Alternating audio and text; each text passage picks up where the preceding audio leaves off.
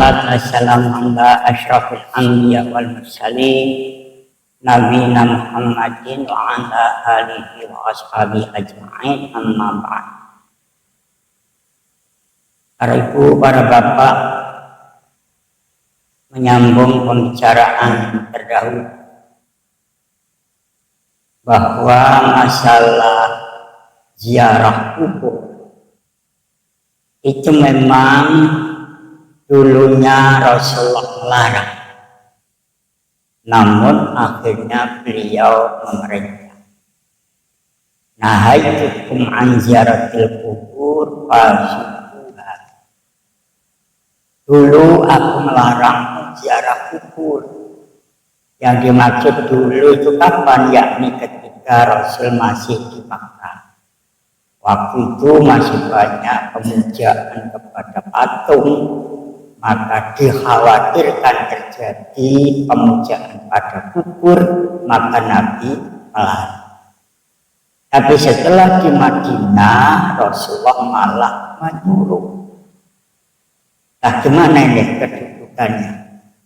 Dulu melarang, sekarang kok memerintah.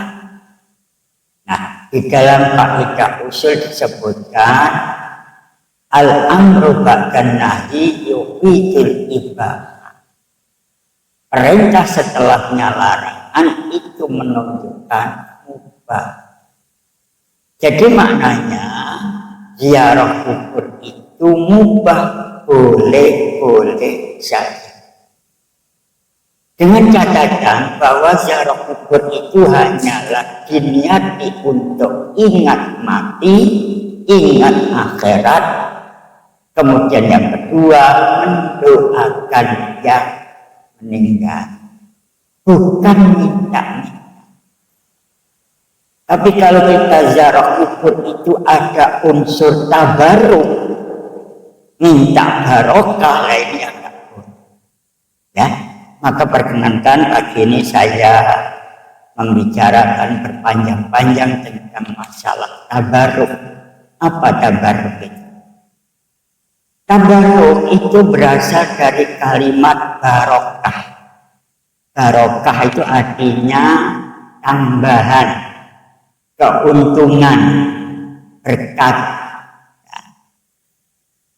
Jadi tabarruk itu artinya mengharap datangnya kebaikan Allah dari sesuatu yang dipercaya memiliki keberkahan. Itulah namanya tabarruk. Tabarruk itu ada yang dibolehkan, namun banyak yang dilarang.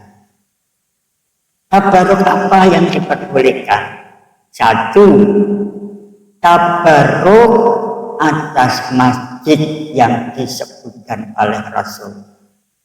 Beliau bersabda, la tusyaddur rihal illa ila salasati masajid, al-masjidil haram wal masjidi hada wal masjidil aqsa.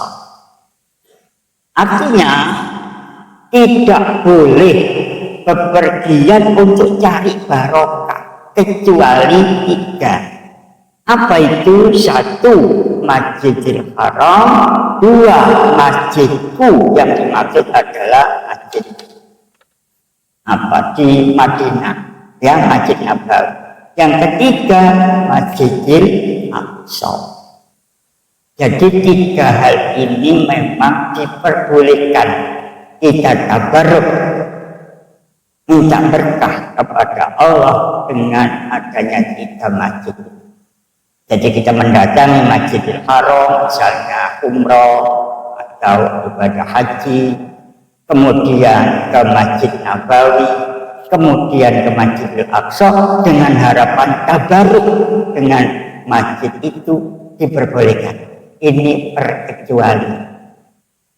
Ya, cuma jangan dipolitisir. Kadang-kadang datang ke Masjid Nabawi bukan tabarruk masjidnya, tapi tabarruk makam Nabi. Nah, ini kebanyakan begitu ya. Orang-orang Gresik datang ke sana harapannya tabarruk dengan makamnya Nabi. Nah, ini keliru. Ya, Jadi yang diperbolehkan hanya tabarruk dengan masjid 3. Kemudian yang kedua, tabarruk dengan waktu-waktu istimewa. Apa itu? Antara lain sepertiga malam terakhir. Itu istimewa. Nabi bersabda, "Idza baqa subuhul lail yanzilullahu tabaraka wa ta'ala fayaqul man dalladhi yad'uni fa astajibu lah man dalladhi yastakshifu durra fa akshifuhu anhu man dalladhi yastarziquni fa arzuquhu hatta yanfajiral fajr." Apabila tersisa sepertiga malam, yang dimaksud yaitu malam terakhir, ya kira-kira jam 2, jam 3 ya menjelang subuh, itu sepertiga malam terakhir ya. Maka di sini dikatakan Allah turun ke dunia ini sambil berfirman, "Siapa yang berdoa kepadaku pasti aku kabulkan. Siapa yang minta disingkirkan dari bahaya, aku singkirkan. Siapa yang mohon rizki kepadaku, akan kuberinya rizki kepadanya." Allah berfirman demikian itu sampai akhir malam. Nah, ini menunjukkan keistimewaan sepertiga malam terakhir. Inilah alasan mengapa kita diperbolehkan tabarruk dengan waktu istimewa ya. Kemudian yang terakhir, tabarruk kepada Rasul. Boleh enggak? Boleh. Namun di saat beliau masih hidup. Sekarang beliau sudah wafat, enggak boleh kita tabarruk padanya. Tabarruk pada kuburannya tidak boleh ya. Ada keterangan dari Jabir, an Jabir bin Abdullah jaa Rasulullah sallallahu alaihi wasallam ya'uduni wa ana mari la aqilu fatawadda'a wa sabba wadu'ahu alayya. Rawahu Bukhari wa Muslim wa Abu. Ada sahabat namanya Jabir bin Abdullah, dia berkata, Rasulullah pernah berkunjung ke rumahku ketika aku sakit. Waktu itu Rasulullah sedang berwudu, maka air wuduknya disiramkan kepada. Nah, jadi boleh ya kita mohon kabar kepada Rasul, namun Rasul waktu itu masih hidup. Setelah Rasul wafat, tidak boleh lagi kabar pada beliau. Buktinya apa? Umar Khattab ketika Rasulullah wafat sudah tidak tabaruk lagi pada Rasul, tapi justru tabaruk pada pamannya, yaitu Abbas. Inilah para bapak perkecualian. 3 hal ini boleh kita jadikan tabaruk. Ya, kita harapkan barokah dari Allah lewat 3 ini. Saya ulang, pertama yaitu masjid yang disebut, yaitu Masjidil Haram, Masjid Nabawi, dan Masjid Aqsa. Yang kedua yaitu malam terakhir, ya seperti malam terakhir. Dan yang terakhir apa? Tabaruk pada Rasulullah di saat beliau masih hidup. Selain 3 hal ini tidak boleh kita tabaruk, apapun bentuknya. Tabaruk pada kubur-kubur wali ya, tidak boleh. Padahal para bapak bukan rahasia lagi di masyarakat ya, umat Islam ini masih banyak melakukan hal-hal. Ada yang tabaruk pada kuburannya Syekh Abdul Qadir Jailani. Kalau di Jawa ya kubur Wali Songo sampai keliling ya, mbok gawe di samping Jawa Barat. Untuk apa itu? Apa hanya sekadar ziarah kubur, mendoakan? Tidak mungkin. Jelas ada harapan lah. Inilah yang dimaksud tabaruk. Ingin dapat barokah dari kubur-kubur wali. Para bapak dulu sudah saya sampaikan ya. Rupanya tabaruk pada kubur-kubur wali ini masih menjamur, memasyarakat. Buktinya di saat-saat tertentu orang dianjurkan ke sana dengan harapan tabaruk. Orang menjadi kemanten, ojo lali lho. Nah, nanggone kubur wali. Kok jadi kemanten, baik gak ono opo lah. Seakan-akan mengharap keselamatan dari kubur-kubur itu. Anak-anak mau etanas, ya dikirim gurunya ke kubur. Halo, boy, bawa pensilnya ya. Pensil dibawa nama kuburan. Maksudnya apa? Nanti supaya etanas lancar loh. Mengharap sesuatu kepada kubur wali dengan harapan-harapan yang diinginkan tadi. Kepingin ujiannya lancar, kepingin pinter, kepingin dapat gelar, macam-macam lah. Ini bukan rahasia lagi, di masyarakat masih banyak kita jumpa. Mengharap sesuatu, mengharapkan tabaruk kepada benda-benda yang tidak disebutkan dalam hadis tadi. Kalau tiga yang saya disebutkan tadi memang perkecualian, artinya diperbolehkan. Tapi selain tiga itu tidak ada cerita. Ya, ini mari bapak kita ilmu. Jangan sampai kita itu ziarah kubur keliru jari. Ya, dulu sudah saya sampaikan ziarah kubur itu hanyalah untuk ingat mati dan mendoakan. Caranya gimana? Begitu kita masuk ke karangan kubur, kita uluk salam. Assalamualaikum ya ahlal diyar minal wal muslimin wa inna insyaallah ikumul akhir. Uluk salam. Kemudian kita berdoa mohon kepada Allah agar mereka diampuni.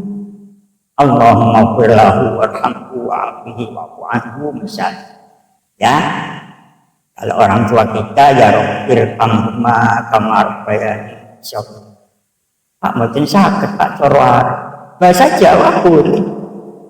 Gusti panjenengan tampi pinten-pinten amalan yang sepupulo. Gusti panjenengan sepunten pinten-pinten kesalahan yang sepupulo. Hanya mendoakan. Ya, jangan mengharap barokah kepada itu. Ya, para bapak, Islam ini tengah-tengah agama wasatun. Dalam hal urusan kubur ini juga Islam ini tengah-tengah. Artinya menjunjung, ya, memuja-muja tidak boleh, tapi melecehkan juga tidak boleh. Di atas kuburan atau ngepingkrang kita banyak jumpai ya. Kalau waktu ziarah apa itu nyelawat itu pada kuburan ngepingkrang rokokan terus gaya kayak gitu tidak boleh ya. Nabi wanti-wanti jangan sholat menghadap kubur, tapi jangan juga kamu duduk. Nah, inilah ya. Jadi kembali pada masalah bahwa kita diperbolehkan ziarah dalam artinya sekadar berdoa, tidak ada maksud-maksud apa.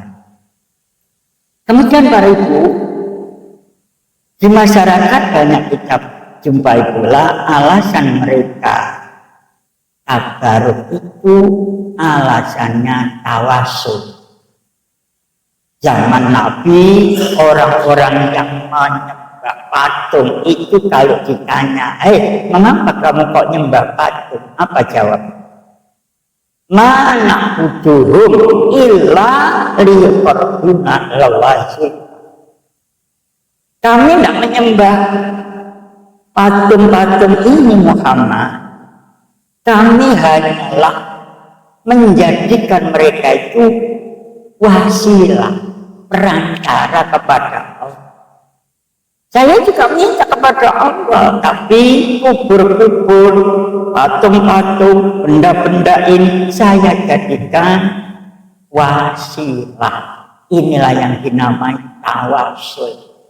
Insya Allah di lain kesempatan akan kita bahas berpanjang-panjang. Tawasul itu apa? Tawasul yang boleh bagaimana dan tawasul yang tidak boleh bagaimana. Nanti saya jelaskan lebih panjang lebar di waktu-waktu yang demikian. Para bapak, jadi kesimpulannya ya, jangan ada tabarruk kepada benda-benda tertentu apapun kecuali yang disebutkan tadi ya, apa berupa keris, apa berupa tombak, apa berupa pusoko dari mbah-mbah dulu ya, kita mintai tabarruk barokah tidak boleh. Yang berhak memberikan barakah itu hanyalah Allah Subhanahu wa ta'ala. Maka dan berdoa Allah melakukan satu pelajaran, mudah-mudahan guna dan manfaat. Akhir kalam, assalamualaikum warahmatullahi wabarakatuh.